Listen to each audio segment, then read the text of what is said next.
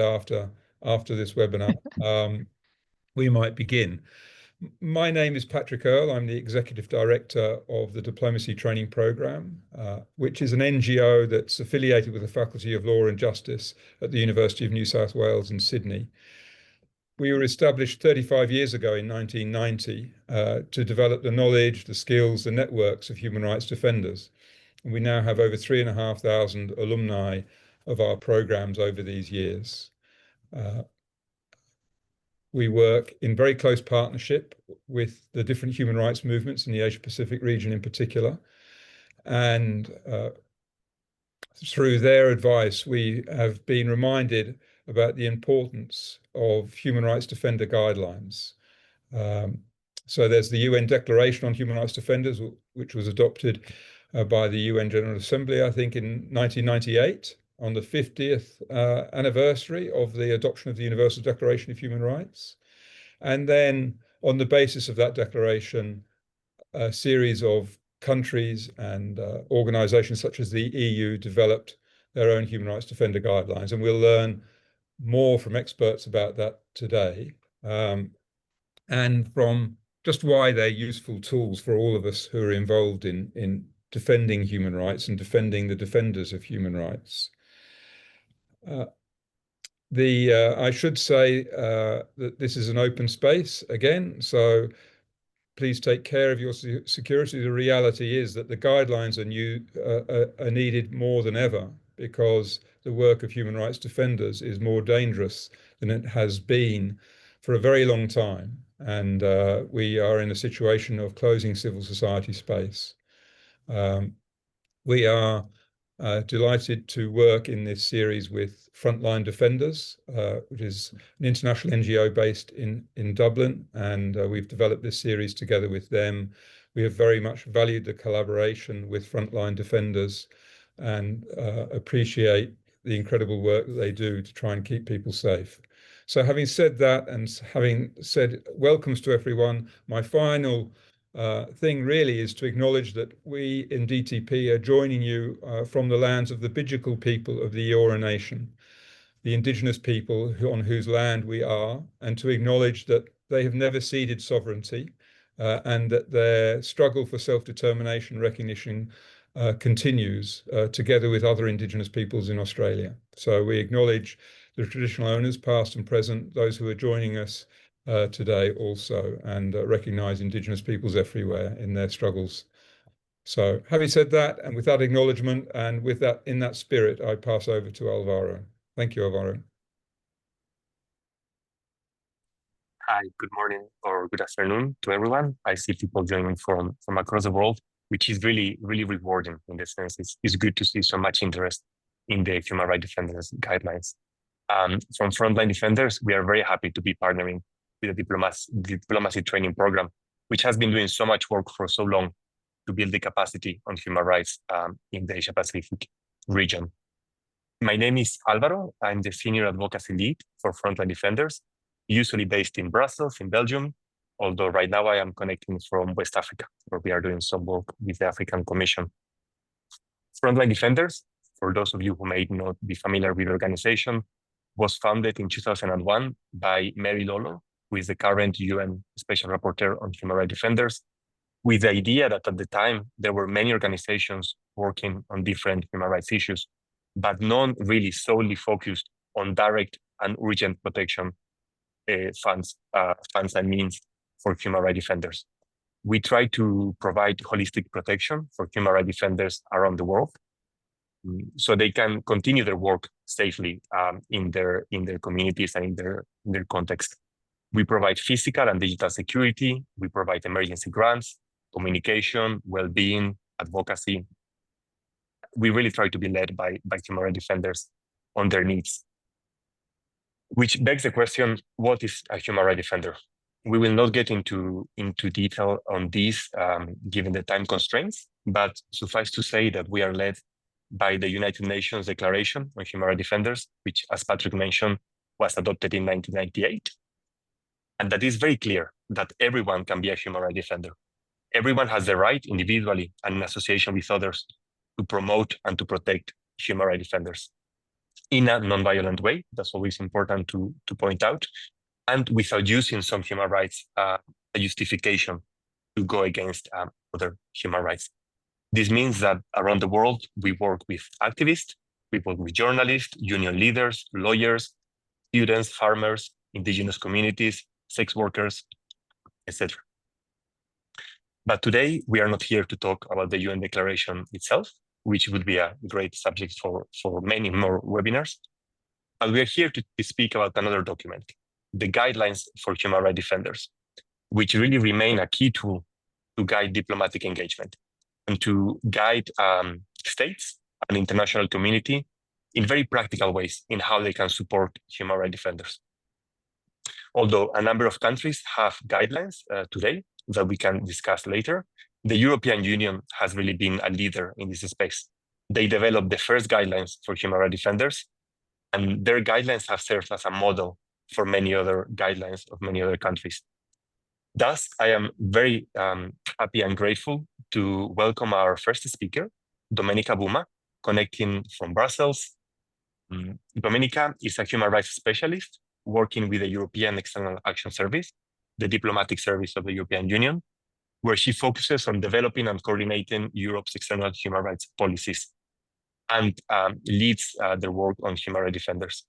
Domenica has also created the EAS Human Rights and Democracy Factory, which is a learning and development program to support EU delegations around the world in their actions on human rights areas. She has been a steadfast partner and ally of frontline defenders, but perhaps more importantly, of human rights defenders around the world. So I'm very happy to give her the word. Domenica, the floor is yours. Thank you very much, Alvaro, and thank you very much, Patrick, and all the staff of the diplomacy training program. I am really honored to be a guest in one of your webinars, because I'm also aware of the crucial work that you do in raising awareness about different human rights issues, and also with this series on the human rights defenders guidelines, but also to create a space for engagement, networking, and contribute to that sense of community that is so important for those who work in different capacities on human rights. I would also like to underline once more the importance of our partnership with Frontline Defenders, but also with all other organizations like Frontline Defenders who are on the front line to really defend and support the work of defenders. Basically, I like to say to help defend the defenders, because really we consider them critical actors together with all those who really mobilize themselves to this important cause. Before getting into the subject matter of my presentation, I would like to also welcome all the participants. I noted that we have a very varied and complementary audience, with people coming from different streams of work and life. I saw that we have defenders, we have activists, we have academics, we have diplomats, and we also have some public officials. I would like, therefore, perhaps to there launching a couple of open questions that will also guide my presentation, and that could perhaps be reconsidered when we move to the questions and answers. The first question, the first open question, is really for the defenders and the activists. How many of you, we have 500 people, I don't know how many defenders and activists, but I think that all those who are in the webinar will raise their little yellow hand. How many of you have felt the weight of standing up for human rights in environments where your voice could put you at risk? This is an answer with a very wide collective, sorry, it's a question with a very wide collective answer. And then to say, yes, thank you. And the second question is really more for the diplomats or the public officials like me, diplomats like me, or those working in public service or in other institutions. How confident are we that the tools that we have at our disposal truly protect those who put themselves at risk to defend human rights and fundamental freedoms? Quite frankly, this is a doubt that, you know, is very often every day in my mind, and I see another big bunch of yellow hands also raising. Why did I raise these two questions? Because these are really the questions that cut to the core of why we are here today to explore the EU guidelines for human rights defenders. These guidelines are not just a policy document. For the European Union, the guidelines are a commitment to the people who, often at great personal risk, defend the rights and the dignity of others. But what are the EU guidelines for human rights defenders? I'll go through them with a series of questions and trying to provide some, elements of answers. As it was mentioned by our hosts, the EU guidelines for human rights defenders were first adopted by the Council of the European Union, which is the highest political body in the European Union. They were adopted in 2004. Over the time, they have been refined and updated, and they became the cornerstone of the EU external human rights policy. They are so important because they represent a clear recognition by the European Union that human rights defenders are essential actors in promoting democracy, rule of law, and peace worldwide. They have also been complemented by other policy documents and tools, such as, for example, consecutive EU action plans on human rights and democracy in the world, which we adopted since 2012 up to today. Today, we are working under the third action plan on human rights and democracy, which has a very strong focus also on human rights defenders and complements the EU guidelines. But we also created, I would also say, a unique program to protect defenders, which is exactly called protectdefenders.eu, and it was set up in 2012. Now, the protection of human rights defenders is also mainstreamed in other areas of our EU external human rights action, such, for example, when we protect the rights of LGBTIQ+ persons or women's rights or all fundamental freedoms, we always introduce an element of protecting those who protect these rights and freedoms. And as it was mentioned both by Patrick and Alvaro, of course, we work under the umbrella or the guidance or the inspiration of the UN Declaration on Human Rights Defenders of 1918. And generally, our action in UN human rights fora on human rights defenders is equally essential. I will not I will not dwell more on the definition, because exactly like Alvaro mentioned, we use the same definition of the universal of the Declaration on Human Rights Defenders. And we follow the same criteria: peaceful engagement, everybody can be a defender, provided that it's non-violent, and no right is used to violate or suppress other rights. The guidelines make very clear the fact that defending human rights is legitimate and must be protected by governments and international actors.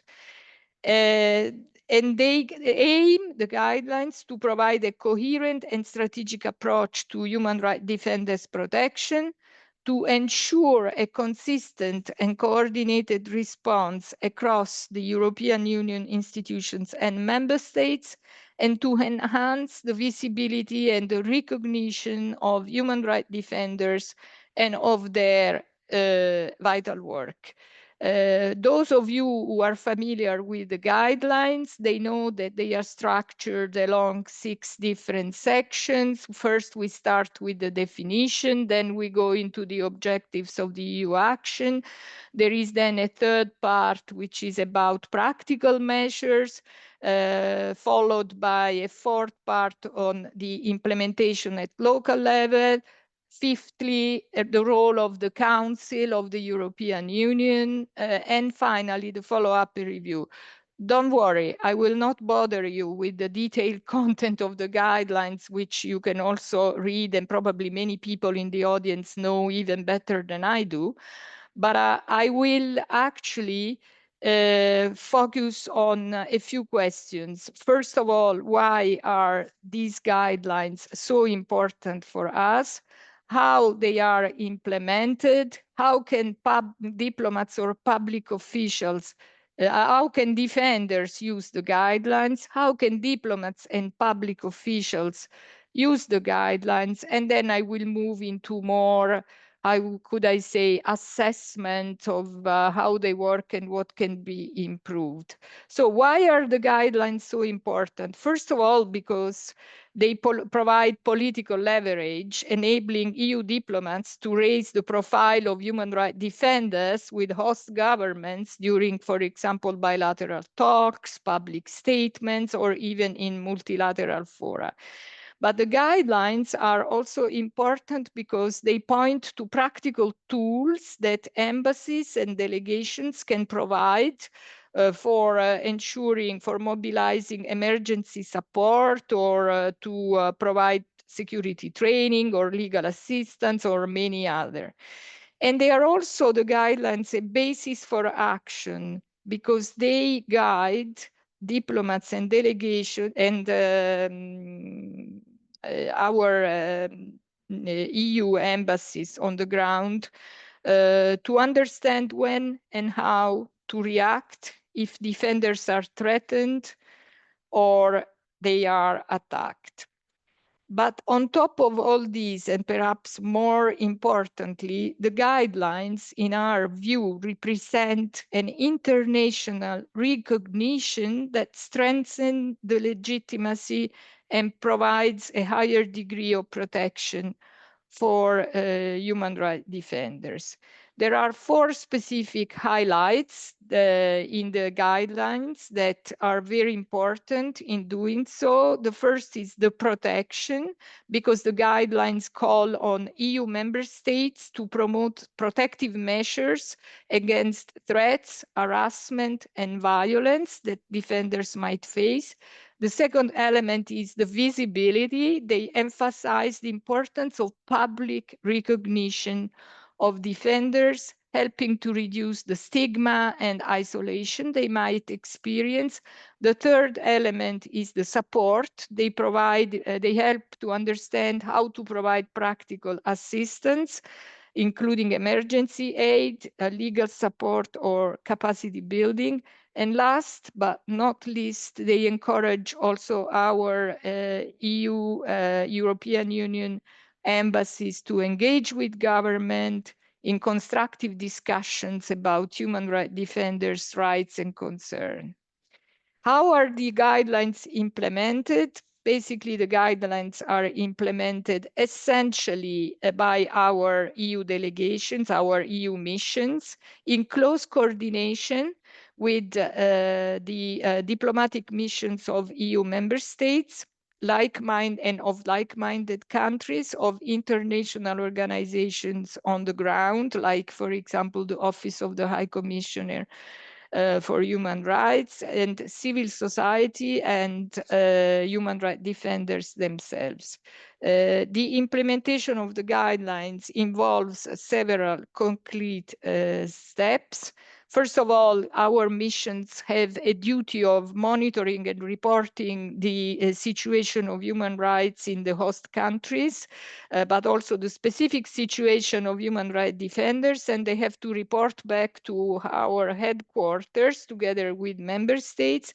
This monitoring and this reporting is essential because it contributes to shape our action and our response to a specific situation that can trigger urgent measures. The second channel of implementation is the dialogue and the advocacy, because our diplomats engage directly with the host governments to raise concerns about violations against human rights defenders. And this can be done in a variety of ways, informal meetings, through public statements, or even through quiet diplomacy when appropriate. The idea is really to try and hold governments accountable while maintaining constructive relationships and encourage reforms where possible.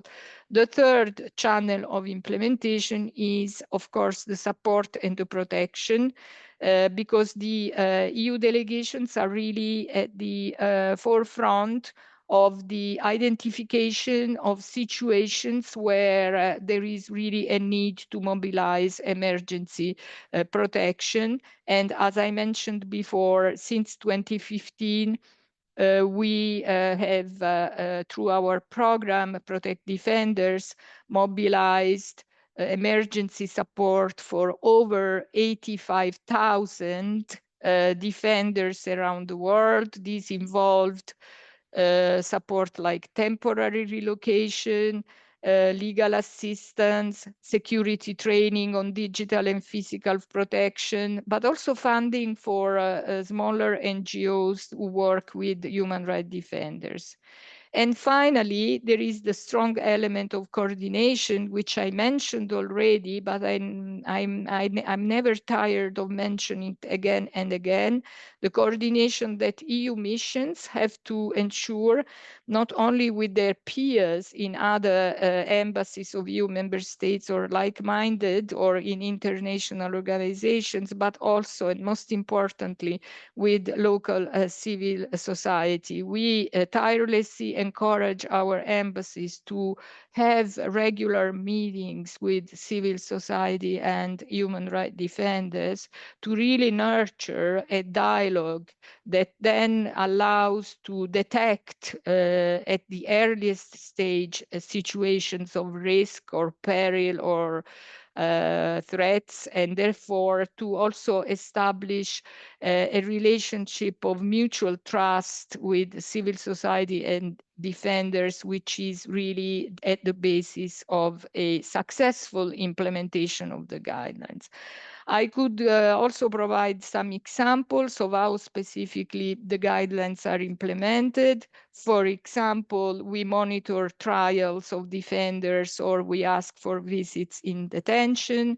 We, in case of peaceful protests where human rights defenders face imprisonment, we condemn, we call for their release, and we engage in dialogue with the government.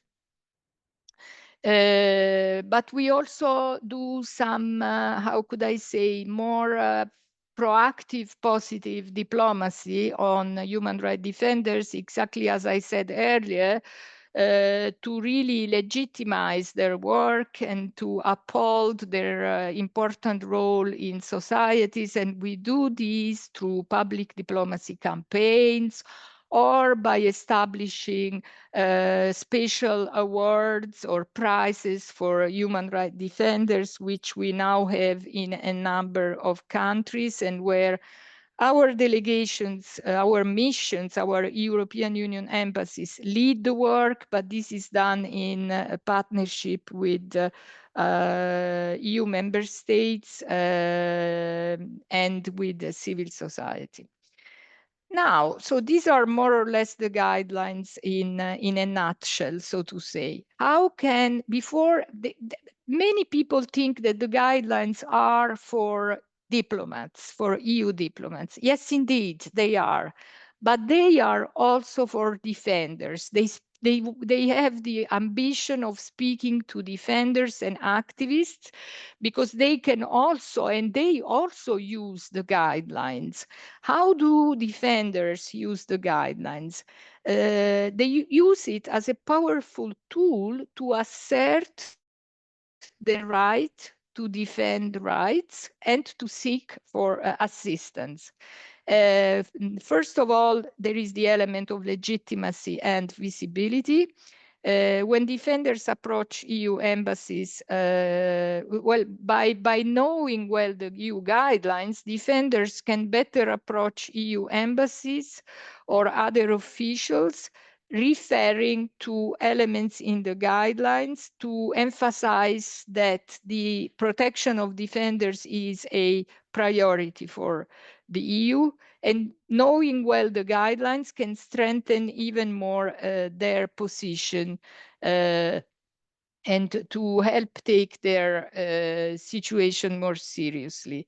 Knowing the guidelines also can help defenders to better advocate for emergency help, whether it is legal aid, relocation, or security advice, or other forms of aid. The guidelines are also important from the defender's viewpoint because they can help networking defenders with the EU missions and other actors, creating really a support network for defenders to rely on. And then finally, we also have seen cases where by implementing the guidelines and the EU officially recognized the work and the importance of the role of defenders, and these helped in a way to boost their morale and resilience, especially when they were facing stigma and isolation.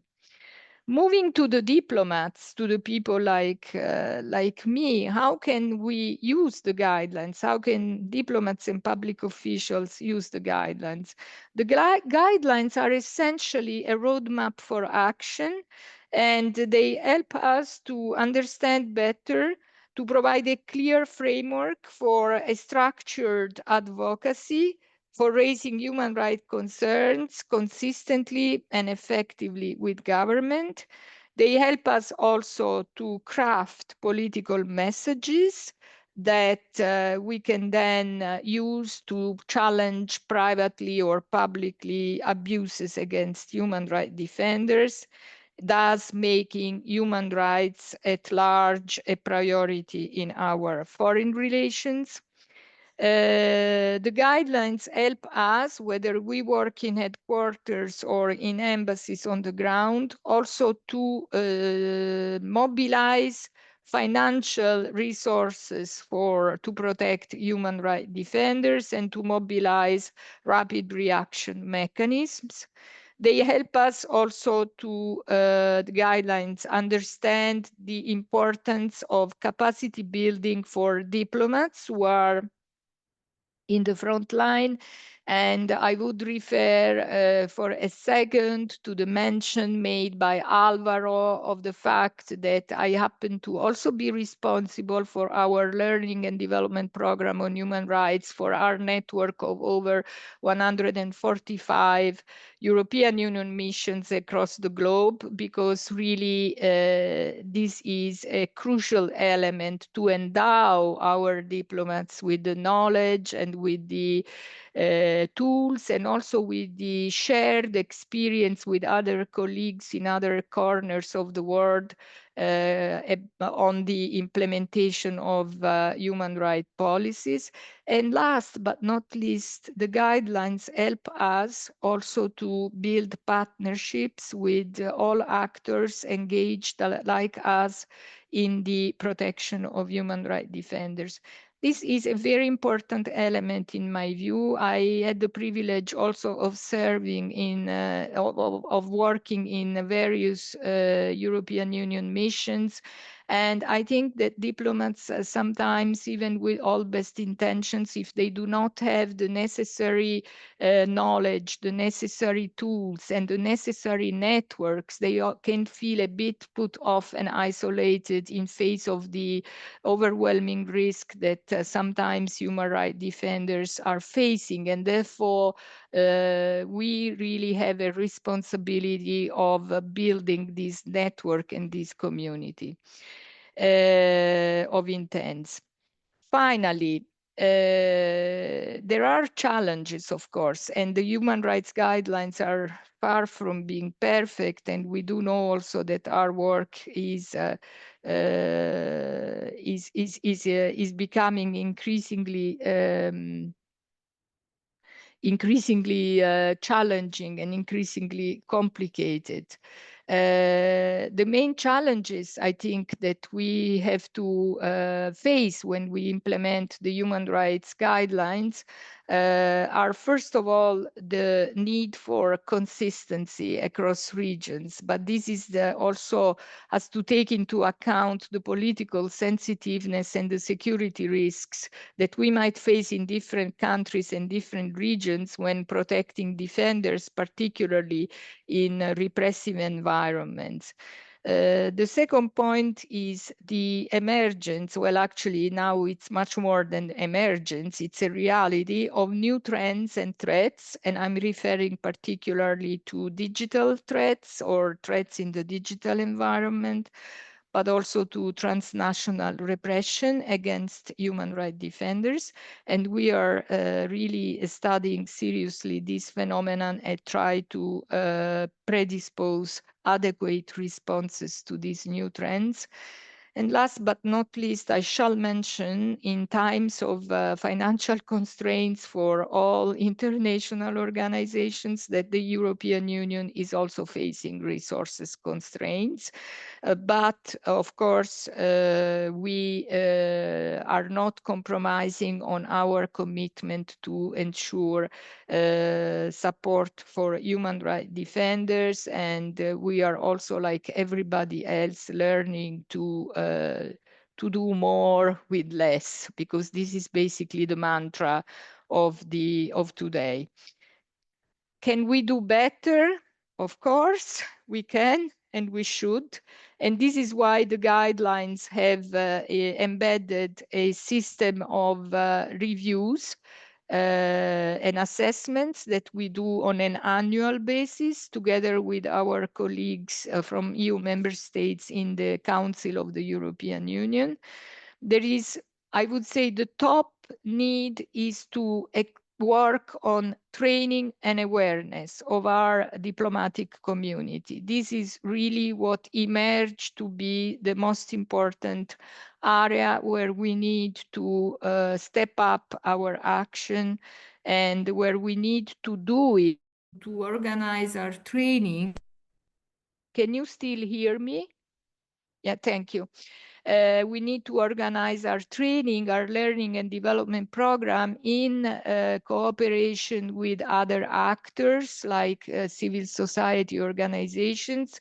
Alvaro from Frontline knows very well that we also team up with his organization, but many others as well, and in organizing our human rights defenders or our human rights training programs. There is a need, of course, to strengthen the rapid response mechanisms that we have, like our Protect Defenders program since 2015. We also are aware that we need to use our diplomatic tools more assertively to ensure perhaps better accountability measures. I mentioned the new trends, including digital security and transnational repressions.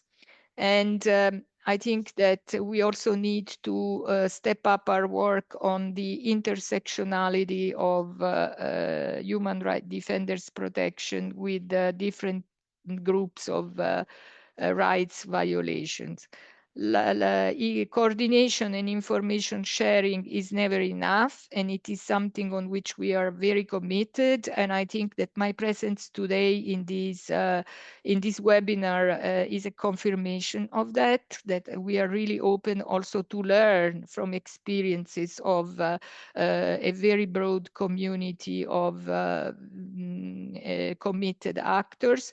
And last but not least, the support to the local ownership.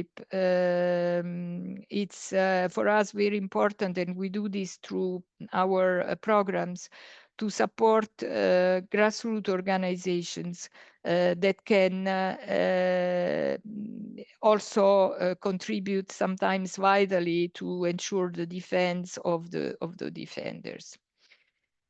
So these are all possibilities that I hope they certainly trigger the reflection of the EU on what we can do better in the future. I hope they are useful also for other actors in this webinar, but I hope that we can, of course, also have suggestions from the audience in the Q&A session.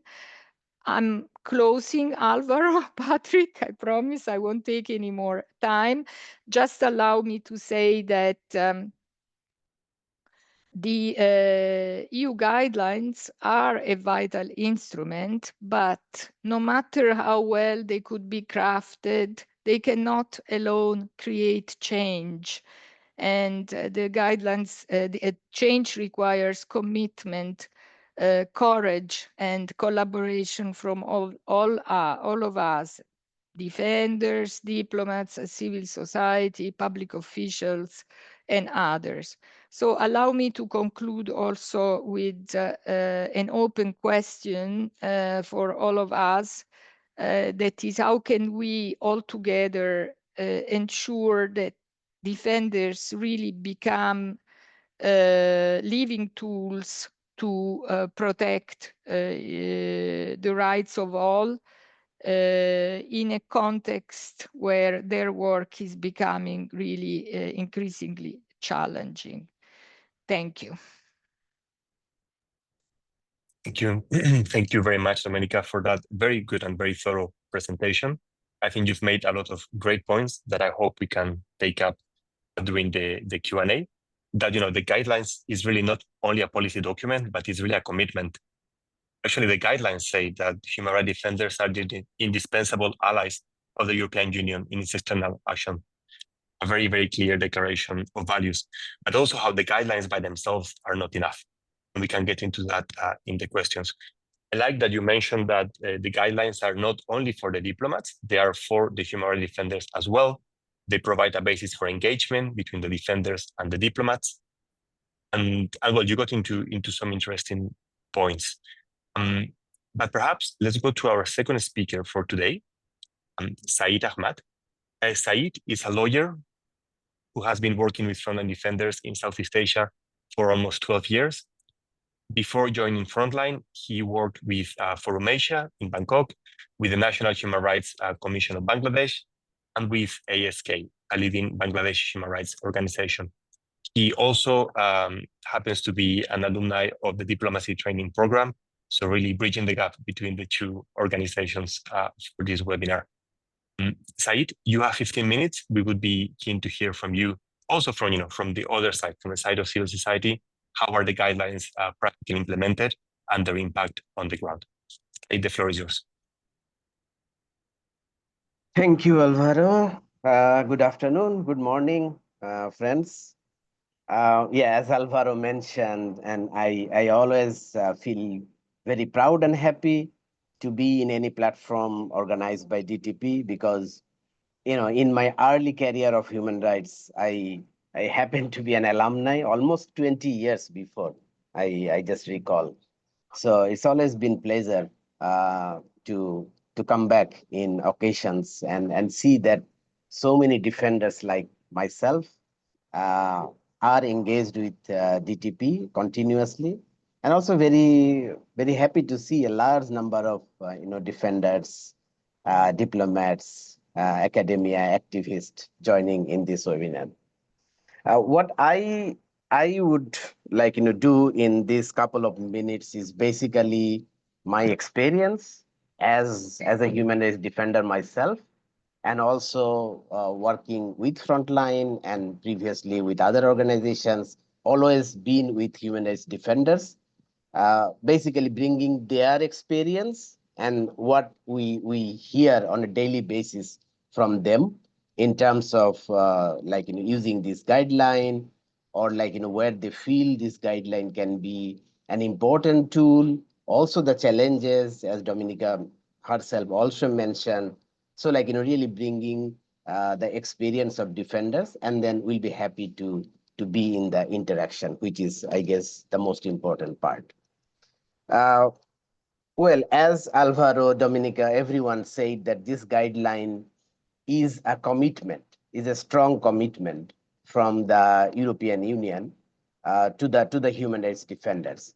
So whenever human rights defenders are looking at the guideline, or together we are looking at the guideline, we don't see it as a privilege, or defenders don't see it as a privilege uh, by the diplomats or anything, because they see it's a commitment, and the European Union and the diplomats are committed to do so by their own guidelines. So that's gives a like strong feelings of like that there is someone with a strong commitment to support the difficult work human rights defenders are doing, and because of the difficult work, which like by default brings risk for them, probably there will be no scenario, no country, no time when that like defenders would feel that they would do good work, but then that would not bring any risk, because that's quite like comes together with the work defenders do. Now, like when we engage with defenders around this guideline, or the guideline by many other countries as well, the main thing is needed to be in the discussion is that what the specific country or European Union is committed to, but also like what is our expectation, and maybe like as defenders we might have a like wider expectation that might not be in the guideline, but then find a way of like but the expectation versus what there is. So what is important is to know that what commitment are there in the guideline, but also that what may not be in the guideline, but is expected from our side as defenders, because the time changes, the critical situation changes, we are more and more in a difficult situation. But it's necessary to know both sides of it. Then it comes like, what is the commitment and how it's been implemented. As Dominica also mentioned, is that like, the implementation is the prime of it. Like, there can be text. The text is very good, but in each situation, in each country, each context, we have to see like how it's been implemented. And in our experience working with defenders, we see that the implementation really varies in different countries, in different time, and it mostly like depends on the diplomat who is like at that given time leading the activity of the EU delegation in that specific country. So depending on the individual's enthusiasm and then openness, it can be like implemented in different ways. But like let me give some examples, like what we have seen, not just what is in the guideline. That's Dominic also mentioned. What we have seen in situations that this, based on the guideline, what the diplomats have done, and then what worked, what like probably always didn't work. The first and foremost important also is that like the diplomats need to be guided. Of course, during the implementation, there is this commitment coming from the guideline, but also they need to be guided by the defenders themselves, and they do. From my experience, I would say like in most cases they do. Why this is important? Because one single approach may not work in every country or every situation. For example, like one of the thing, the most common things that based on the guideline that diplomats do is like they invite defenders to their events, or they meet defenders, be it prison, sometimes in their working areas, sometimes like traveling to where they are and meeting them, making it visible, putting a photo with diplomat and defender on their social media, so on. So this works in many occasions because visibility matters when it comes to mitigating risk. But it may not be same for every defender or every context or every situation. So each case, it has to be verified by the defender that whether this is the right thing they want, and this would not entail to any further harm to them. So verifying with them on each action is really, really important. I'm saying this because we have also seen that how these things can be counterproductive. In few occasions, we have experienced that defenders faced like more backlash because of some action. So like there is no general principle, general rule, which in the guideline might be like this is an action. But in each and every case, it's necessary to check with the defender and like what they feel, guided by them completely. I think that is important. Uh, then like few other things what the diplomats do, but in different ways, different strategies. One very frequently we have seen is that diplomats attend protests or like events organized by defenders, where the defenders feel that they it could like bring some risk, it could like bring some backlash from the state side. So diplomats deliberately attend those kind of protests or events. In critical situation, when there is a very crisis time going on, we have seen that the diplomats arranging safe places, safe houses, of course for temporary time, and it's not within the embassy or something, but like probably renting a space on their name for some time, or like something around the diplomatic zone which is being used by the defenders for certain time. Sometimes there are internet shutdown, so defenders can like get access of internet in those spaces. So these kind of things we have seen in many occasions, many countries. Trial visit, Dominique mentioned, trial observation, prison visit, this is quite common. Many of the countries, actually, diplomats don't need prior permission to be present in an open trial. Of course, they do inform the authorities as a practice of courtesy. But like in some trials where the trial is closed and they need prior permission, or like of course in prison visit they need prior permission. In many occasions we have seen that the authority didn't give them permission, but even though it is we saw and defenders express that it is important, even like the some diplomats are asking for permission, it's not been granted, but then the authority is treating it differently. So and defenders even inside the prison can feel the difference, like how they've been treated, how they've been like looked after. They can see like there is a difference when these things happen. uh, Another common thing is like inviting defenders in their programs, events, in the embassies. This is something like on a regular basis the diplomats they do, but sometimes of course like they invite like the most usual people, usual suspect.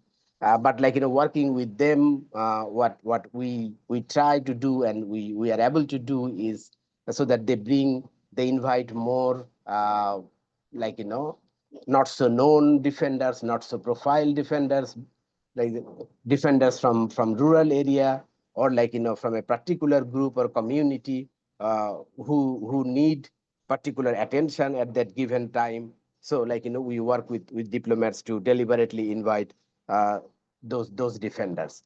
In some countries, like several countries actually, defenders connected with the diplomats been tagged as foreign agents, like Western agents, and so on. So another strategy some diplomats did is that they sometimes invite defenders in a space where the state and government people are also there. So bringing them together gives that impression is that, like the state people, how can they say that you are foreign agents, because you were also in the same meeting, and whatever discussed, it was an open space, like what defenders discussed, you were there, and you are also like engaging with diplomats. So how can you blame that defenders engage with diplomats to be an agent for them, or they malign the country? Those kind of arguments they cannot make anymore in this kind of strategy. So this kind of strategic move has been also taken in many occasions by diplomats. Also, whenever there is high level visits happening from Brussels, the local European delegation invite defenders in those kind of meetings. This also gives a profile to defenders, and that entail to their protection eventually.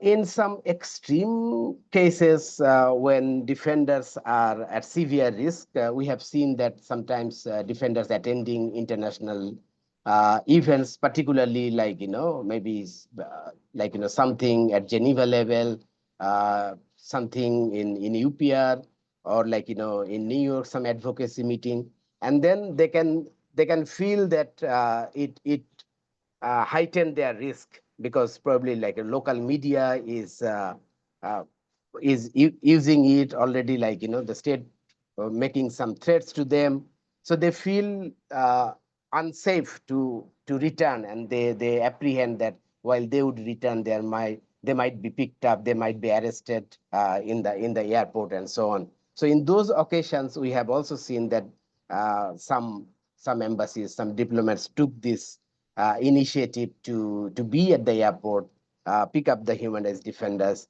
These are not very common things, but this has been done in several occasions. Similarly, also sometimes for temporary relocation to other country, when the defenders feel that they might be arrested when they will be at the airport, we have seen that they have been, or even they are fearful that on the way to the airport they might be picked up and arrested.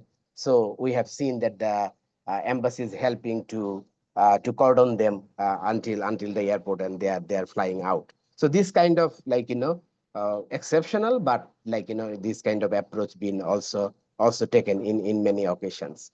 We have also seen that not just the EU member states, but EU member states along with other like-minded embassies also at certain time create a working group to support human rights defenders together. So that's also another approach. They try to strengthen their effort so that defenders are more protected.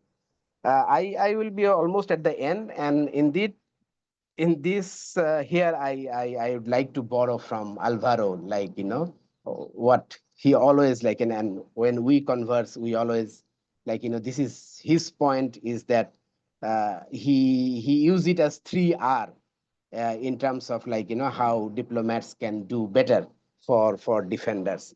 One is diplomats should be reminded, always, whenever we meet, whenever defenders meet, uh, it's good that we remind them about their commitment, what they committed in the guideline. So it's always good to remind them that this is their commitment, and we are not asking this as a favor, but we are asking this because they committed for this. Also, it is important to reassure them, and this reassurance should come from, as I said in the beginning, is that we have seen that the guideline is there, but the implementation really depends on the person in the ground, the specific diplomat, many of the times is the human rights focal point in the country. So that person should be reassured by his or her hierarchy, be it the ambassador or even from Brussels. That gives the person that independence and the strength also to implement the guideline, and also finding ways, creative ways within the guideline to try to do more. And of course, the resource thing, as Dominica mentioned, resources is always an issue. Like we expect diplomats to travel to rural areas. We expect them to invite defenders, not just capital, but outside the capital. But these all need resources, or even like visiting defenders, trial observation, attending protests. These all need resources, not just financial resources, but also the capacity. If that person, the human rights focal point, is also dealing with trade, also dealing with economics, so many other things, then it's difficult for the person to really prioritize. So this has to be also kept in mind. So they should be adequately resourced in terms of the delegation's human resource and also the financial resource. So I will end here, but I really look forward to the Q&A part, and happy to respond to whatever comes up. Thank you very much. Thank you very much, Said. Thanks for walking us through the very practical examples of the guidelines we use. Also, the point that with some of these diplomatic actions, even requesting permission from the authorities sends a very clear message. We have often heard from diplomats, "Oh, we will not ask for this because we know it will not be authorized." Sometimes that is beyond the point. The point is to ask. And also, I like that you mentioned that some of the things that we have that you have mentioned, examples of practical support, is true. We have not seen them that often. Some of them are not used very regularly, but that's the whole point. That the guidelines are really the baseline. They are the floor. They are not the ceiling of what diplomats can do. And what we have seen is that with willing partners, with diplomats that are willing to be creative and to build on the guidelines, there's such a wide range of actions for support they can provide, which really takes us to another key point that you raised, which is the challenges of implementation. And I'm sure Domenica will have something to say as well about this during the question and answer. The implementation really varies. It's really shaky. The text itself is good, but what we see is that it really boils down to the individual person in the delegation. If they are committed to implementing the guidelines, to supporting defenders, then collaboration can be very good. But if they don't believe that it's a priority for them personally, not for the EU, because it's very clear it's a priority for the EU, then this probably will not happen. Another thing that Said mentioned, it's the importance for diplomats to go beyond the usual suspects. We see in many countries that diplomats will interact with a very reduced number of human rights defenders, usually defenders that are based in the capital, defenders that speak English, defenders that have a higher formal education. And those defenders can even become, by no fault of their own, gatekeepers and prevent diplomats from engaging with profiles with more politically sensitive profiles, with defenders that live outside of the capital, with defenders that don't have access to these spaces. And really the only way to overcome that is, as Said mentioned, for diplomats to be properly resourced. Yes, as Said said, I do say often that diplomats need to be resourced. They need to be reassured that they have political backing from the hierarchy, and they need to be reminded exactly that this is not an extracurricular activity. This is not an afterthought. This is an integral part of the foreign policy. We said of the European Union because we have Domenica here with us, but really many other countries around the world, luckily, have human rights as the guiding principle of foreign policy. So thank you so much, Said. Perhaps we will open now the floor for questions. So if you can put your questions in the chat, we will get to those. To give some time for people to take their questions, we have a bit under half an hour to discuss questions. We'll start with a couple of questions for Domenica and for Said. Domenica, how can we make sure that diplomats around the world know about the guidelines, know what's expected from them about the guidelines, and know that, at the end of the day, they play an important role in supporting defenders, they have a responsibility towards them. And Said, the same question for you. How do we make sure that the defenders are aware of the guidelines? You and I have done multiple trainings with defenders in the region, and it's often the first time that they ever hear about the guidelines. So how do we tackle this? Dominic or Said, whoever wants to come first, and we will keep an eye on the chat for other questions. Thank you. Thank you very much, Alvaro. And I would also like to thank Said for his a very insightful presentation. And I am particularly happy that Said provided the very practical examples of how the guidelines are implemented, because I think it is even more forceful if these examples are indicated by not by me, but by a defender. So thank you for that. I shall also thank Said for pointing to the challenges. And this connects me to the question that you are asking me now, Alvaro. I hope the 3 R's paradigm is not copyrighted, because I will use it perhaps also with your participation in one of the future trainings that I will organize on human rights defenders for our network of EU delegations. And of course, I mean, I fully agree with that paradigm. I fully agree with the fact that the guidelines and the work that stems from that is not an optional, it is a duty, it is a must, because it is a commitment, and it is a core commitment of our EU foreign policy. And I also have to agree with the fact that, unfortunately, for a number of reasons, implementation is can vary from country to country and region to region. And like everything in life, the human component is luckily and sometimes unluckily very crucial. So how can we help our our network of diplomats to be aware of the guidelines and to implement them as they should?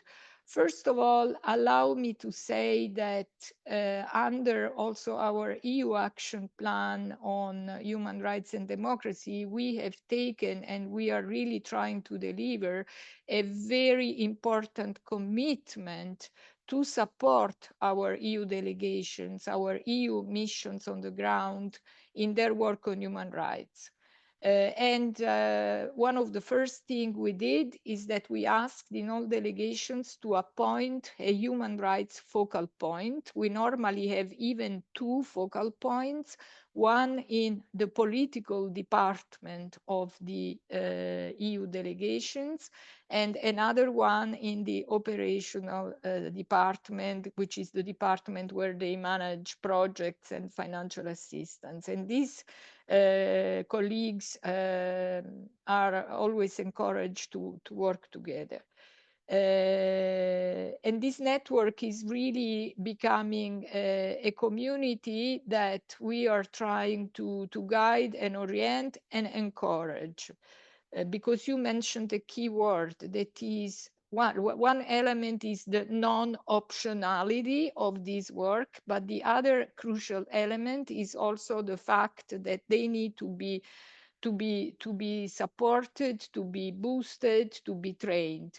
I have to add that our diplomats who work on human rights are not necessarily human rights specialists. Like in many diplomacies in the world, we have this system of rotation, mobilities, whereas you find yourself working on human rights, perhaps after having worked for 4 or 5 years on a completely different subject. So this brings me to my point that also learning and development and training is key. And this is particularly important on all areas of human rights, but in particular also on human rights defenders. And what we do is that we really are trying to step up and intensify the training and the learning and development support that we provide to our missions on human rights defenders protection. And one important element in this support is that we encourage the exchange of experiences. We call on not only on, well, we provide the introductions on the policies, the tools. We have very often organizations like Frontline Defenders and others participating and sharing their experience and sharing their messages.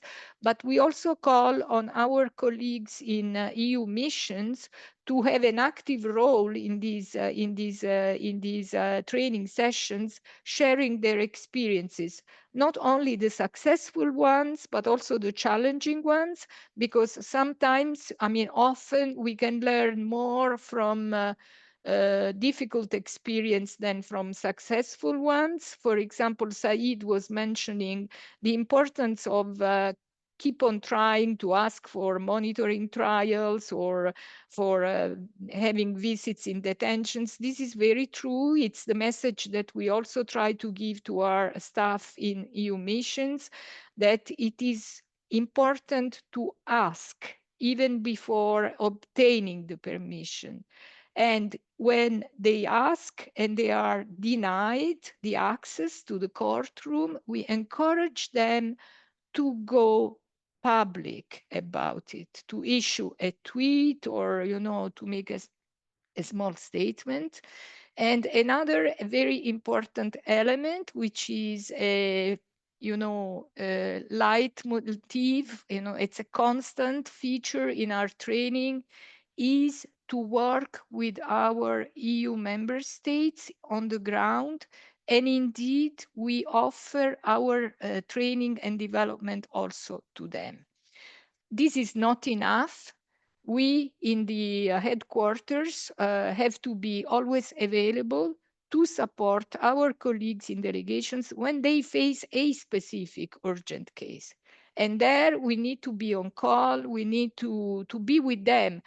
Sometimes they know already what they need to do, but as you and Said were saying, they need just the political backing and the reassurance that they are not dealing with these alone, but they have people like me and my colleagues and my hierarchy who are following their action and are ready to intervene or to ask for a higher level, you know, engagement when necessary. So it's a difficult answer because, as always, it implies that we really mobilize ourselves on different fronts. But the key thing for me is really endowing with learning, development, training our colleagues and to support them on specific cases as well. Thank you very much, Domenica. Said, do you want to take the floor? Yeah, just quickly. Yeah, I also want to thank you, Dominica. And like, you know, just to pick up where you ended is I can give some example of also how the diplomat in the delegation in capital need sometimes like, you know, assurance and support from the HQ, from Brussels. In terms of that, we have seen like, you know, in some occasions when defenders needed some like, you know, expediting their visa. We have also seen sometimes the defenders themselves are not, it's not safe for them to visit the embassy by themselves to go or like bring the application and documents by themselves. There has been cases where we have seen of exceptions making, like, you know, someone on behalf of the defender bringing the visa documents, or sometimes in many countries there is no, like, you know, no embassy of that particular country. But then in those occasions, like, you know, other embassies took some responsibility, or like, you know, through the HQ, expediting or special kind of arrangement being made. These are exceptional cases, but these we have seen in cases these have been arranged. So these are possible in extreme cases. What that I want to mention and assure. The question, Alvaro, you mentioned is how we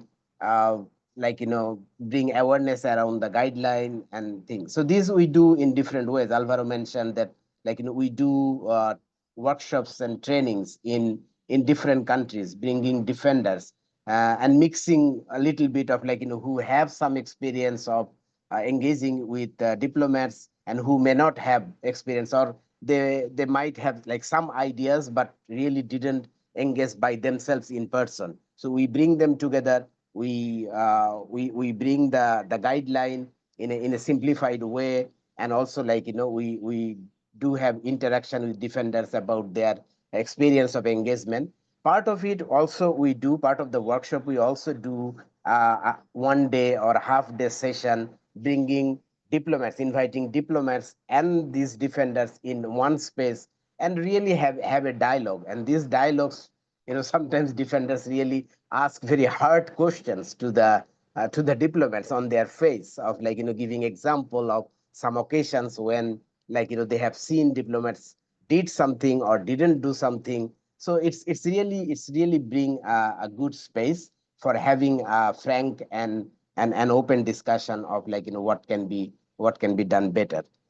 We have also a simplified guideline, a simplified publication of the guideline, and but more focusing on the implementation and bringing these examples. We have translated it also in few local languages, but of course not many. So this is another way we bring awareness to defenders.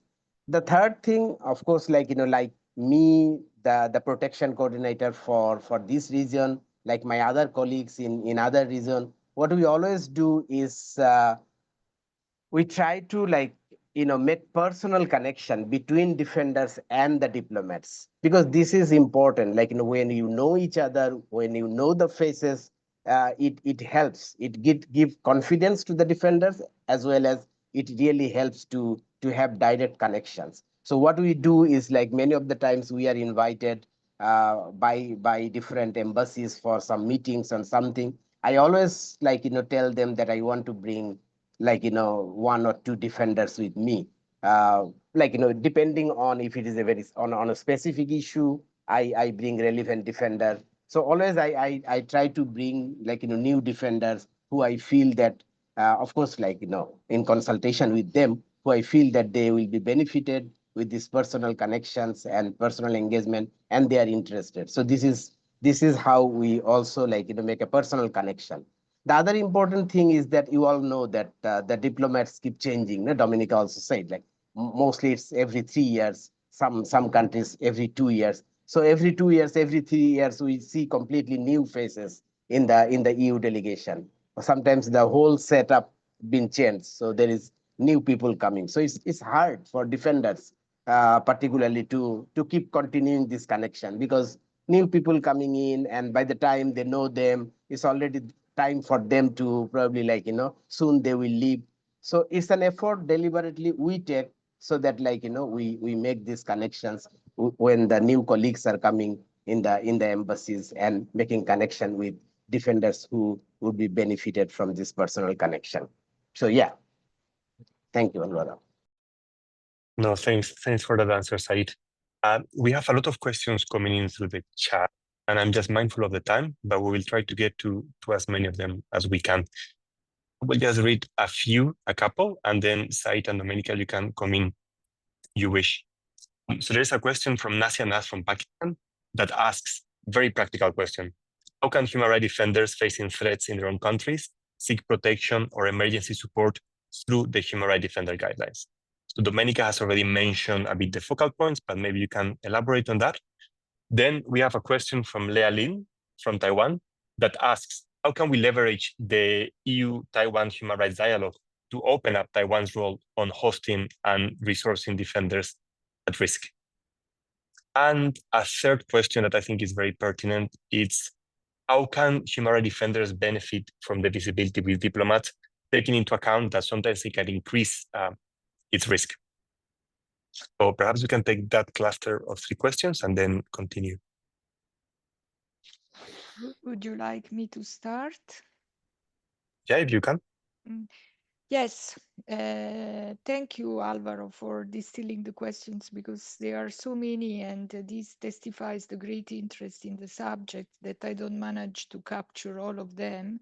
But I had indeed seen, for example, the very last question that you mentioned, and I will perhaps start with that, but I will then cover the other two.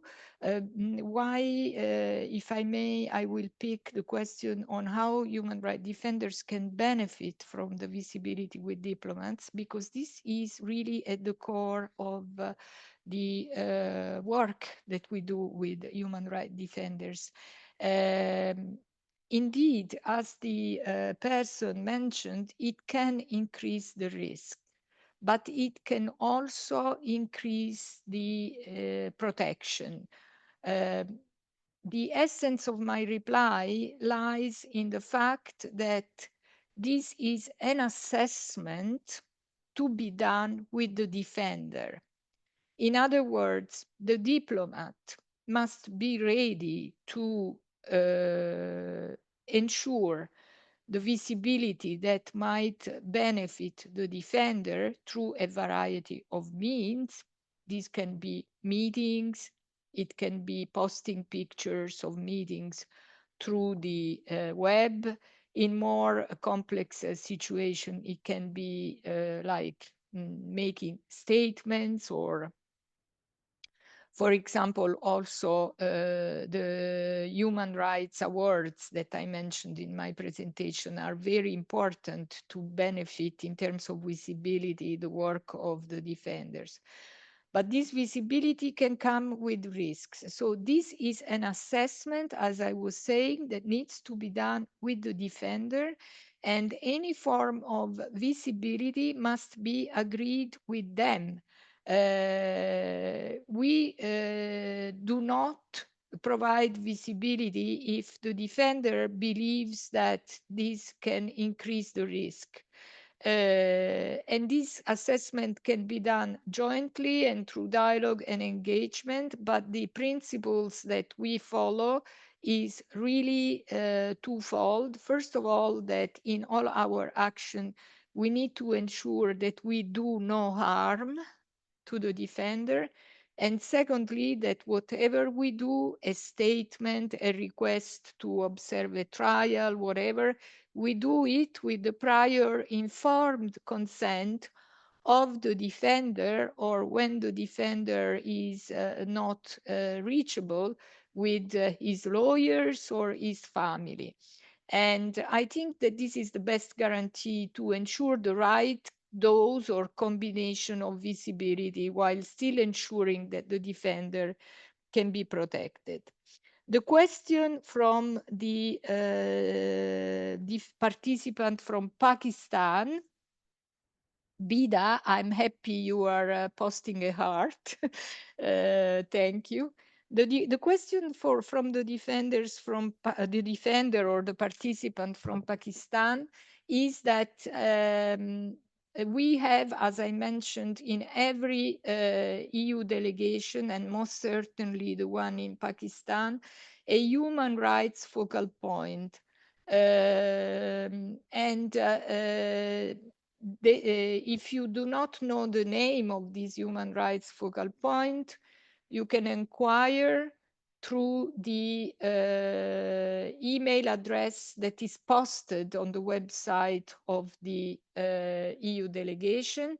And then the first step to access the support that can be provided by the guidelines is to get in touch with the human rights focal point in the EU delegation. If you have difficulties in identifying this person, you can always reach out to me, to my colleagues in the headquarters, and we can direct you to the right person. I hope that this is replying the question. Another way to indirectly reach out to the human rights focal point in the delegation of the European Union is if you have good contacts with one member state diplomatic mission, because we work very closely with diplomatic missions of the EU member states, and then they can also perhaps help you to direct yourself to the person in our delegation who acts as human rights focal points. Finally, the reply to our colleague from Taiwan is that indeed this is an issue that we consider in our consultations and engagement. And I would like also to clarify that whenever we have consultations on human rights with Taiwan, we also have, prior to that, a meeting with civil society organizations present there in order to really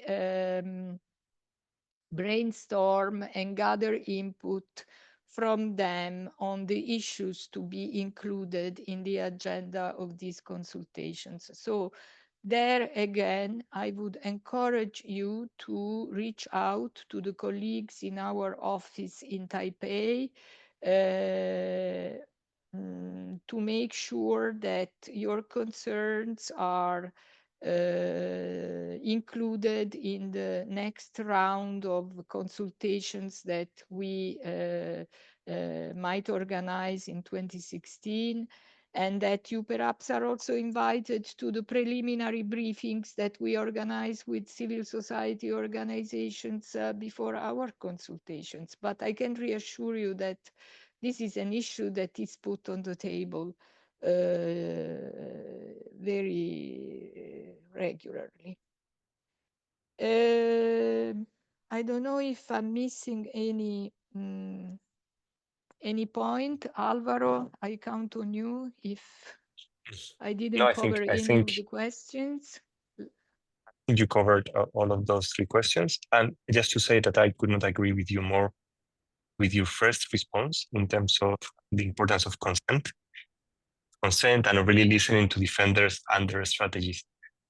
Many people in this call knows, I don't think we need to tell you, being a human rights defender always has risks, and risks cannot be fully avoided. Risk can be managed.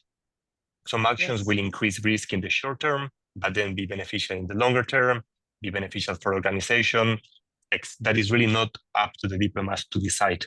As Domenica said, the do no harm principle is important, but a personal concern of mine that I've seen sometimes is that the do no harm principle is used as an excuse to not take action.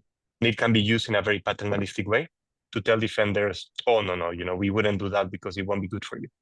We really need to be led by the defenders, as Domenica said. So thanks for that answer. Said, do you want to complement what Domenica has said, or do we move on with more questions? No, just quickly, yeah, on what you both have said on visibility and the question. I think it's really important. And the most important of it is, again, is very case by case where the visibility would really help the protection. I appreciate the question from the friend that not every occasion the visibility may really help. It may be counterproductive, as I mentioned, like in many occasions. But it has to be decided by the defender, and then it has to be clearly told to the diplomat that, like, where the defender feel it's is helpful, where not. For example, like just giving a random example. For example, like, if like, as a defender, I feel that my risk is that I will be isolated, I will be tagged as, like, foreign agent, and, like, connected with West, and that might demoralize myself, that might put myself in isolation and hamper my work. Then probably, like, this visibility would not be at that moment, would not be my first priority. But if, for example, the risk is that I might be attacked, I might be arrested, I might be disappeared, like, if these are the like scenario and situation, and if I feel that like, my country is engaged with so many foreign countries and they are dependent on foreign countries, they do care of like, how international community see them, then probably it's a good strategy. Like, then they sometimes, like, even they would say that, like, this defender is there conspiring against the country, but like, in their inside they will be fearful to do any harm to the defender. So that also happens sometimes, like, what they say is not that what they are capable of doing. So it has to be assessed by the defender, and it has to be communicated by to the diplomat. That is what I would say. In terms of how the friend asked the question of, like, how can we seek protection, like, within the country.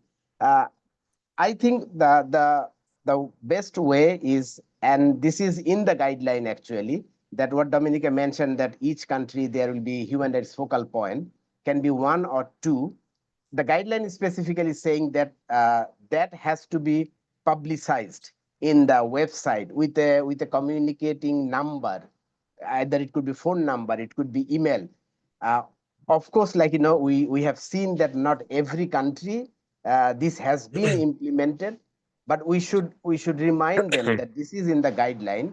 We should remind them that this information should be public, so that defenders know that who to reach out with a like, clear communication tool, be it phone number or email, and that has to be like, checked regularly and responded. I have also in my experience seen that defenders just like, going to the delegation without any appointment, just going, and then they've been let in also in many occasions, and they were able to, like, talk and communicate. Yeah, so just giving some examples. And the friend from Taiwan, I think that responded by Dominica. Thanks, Said and Domenica. So I'm mindful of the time. We have a lot of questions coming in the chat. Just some quick replies, perhaps from right. There's questions about the specific country context that are probably beyond the expertise of the people in the webinar, including myself. As you know, we are not experts on the EU policy in Afghanistan or in Syria. There's a very couple interesting questions. There's a couple very interesting questions from Nepal and from Africa. It doesn't specify in terms of, like, how can we use the guidelines within the jurisdictions of African states, or Nepal has a law on protection of human rights defenders. How do we make sure they are implemented? Unfortunately, I am not sure that we have the time to answer these questions this time, but perhaps I should have mentioned at the start, this is the first of a series of webinars. So we are planning to come together again in 2 weeks, and our colleagues in DTP will share details for the next webinar, and perhaps we can reconvene there and we can continue the conversation. I will be happy to share my email in the follow-up email address, in the follow-up email that will be shared with all participants. And we can also continue the conversation over there. So perhaps we can give 1 minute to Said and Domenica for some final reflections each, and then we will give the floor to Kaya to wrap up. So, Domenica, do you want to go first? Perhaps I can suggest that Said goes first, because I've always been before him, and I would like to offer him the pleasure of being the first in the concluding remarks. I don't want to give the impression that I'm always the first. Said, if you agree, otherwise I will continue. Thank you, Dominica. No, I'll be just quick. Nothing really to add but what I would just say, that this is the guideline is just one tool. It's not really the only thing. I mean, there are plenty of, and the guideline is something what been said there. But as I said, that, like, when we as defender, we are able to, like, move within the guideline, we'll find, like, there are many other ways of, like, really ask diplomats tough actions to take, like, guided by the guideline, but, like, it will show us the path. And it's just only one tool of protection. And as I again repeat what Alvaro, Dominica, everyone said, that we cannot really be assured that, like, we will be out of risk and we will be well protected, because, unfortunately, the work we do entail to risk. And what we can together just think of, like, using whatever opportunities, whatever things we have around us, and trying to maximize it so that we can manage our protection, manage our security. End of the day, we need to really just work together, listen to each other, understand each other, and try to find ways, like, within our best capacity. That I would say. Thank you, Dominica. Thank you very much, Said. I was so inspired by your 3 R's that I'm now invented the 3 C's just on the spot, I promise you. And to summarize the main messages of this webinar: challenges. The first C is about the challenges. There are so many challenges for everybody involved in this work, but the only way to face these challenges and not to be put off by the challenges is by connecting, by cooperating. And there I would like to thank again Patrick and the diplomacy training program, because this is also a space for connection. Connecting to identify solutions together, or to encourage each other to act. We do need push in life, we all do, diplomats included. And finally, commitment, because if there is no commitment, we cannot connect and we cannot identify solutions to challenges. And the EU guidelines are exactly this commitment, but they are a document. They are a document. We are often asked why we are not updating the guidelines. And our reply is that we are updating the guidelines with other policy documents, with other commitments that we take. I mentioned the action plan and others, but also that we have the instruments to implement the guidelines in a way that responds to the challenges of the time. So we prefer to really focus on the implementation of the guidelines rather than updating again a document, and therefore over-focusing on the document rather than on its implementation. Thank you again, everybody. And indeed, my congratulations to all those involved in the organization of this very interesting webinar, and to all the participants for their multiple questions, which are always important for us to have the external view of our work. Thank you. Thank you, Said and Domenica, and thank you to all the participants as well. Just to point out, I've put my email in the chat. Please feel free to reach out with the questions that we didn't get to. Would be happy to do my reply to them. Kaya, the floor is yours. Thank you so much, Alvaro. So letting everyone know that we have our next webinar on the 6th of November. And the third webinar in this series will be on the 20th of November. So you can mark your calendars, and I'll be sending an invite to everyone who registered for this webinar as well. I'll also be sharing the webinar recording and uploading that to our YouTube channel. And I'll be sharing all the resources that have been shared in today's webinar as well. So thank you so much to Domenica, Said, and Alvaro for your incredible, insightful experiences that you've shared with us today. I really appreciate it. And we look forward to welcoming everyone at our next webinar. And thank you to the participants as well for all of your interesting questions. And I'm sorry that we couldn't get to all of them, but please join us next time, and I'm sure we will have insightful discussions then. Thank you.